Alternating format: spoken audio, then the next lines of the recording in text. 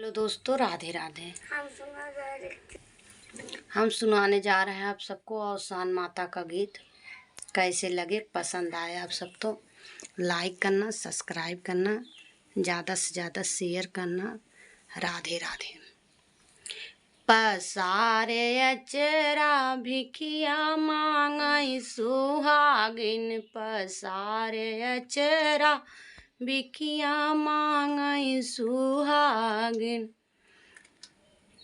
विद्या भी मांगई, नथिया भी मांगई, विद्या भी मांगई, नथिया भी मांगई, लगाई सिंदूरा भिखिया मांगई सुहागिन, लगाई सिंदूरा भिखिया मांगई सुहागिन। पसारे अचरा भिखिया मांगई सुहागिन, पसारे अचरा भिखिया मांगई सुहागिन।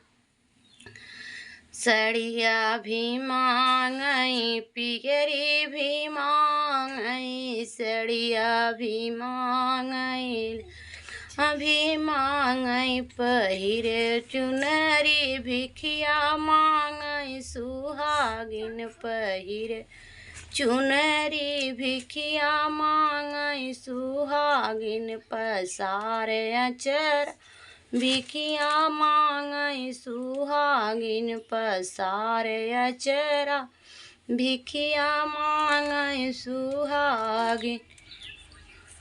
पायल भी मांगई, बिछुआ भी मांगई, पायल भी मांगई, बिछु भी मांगई, लगाई रंगवा भिखिया मांगई सुहागिन, लगाई महावर भिखिया मांगई सुहागिन। पसारे अचरा भिखिया मांगई सुहागिन, पसारे अचरा भिखिया मांगई सुहागिन।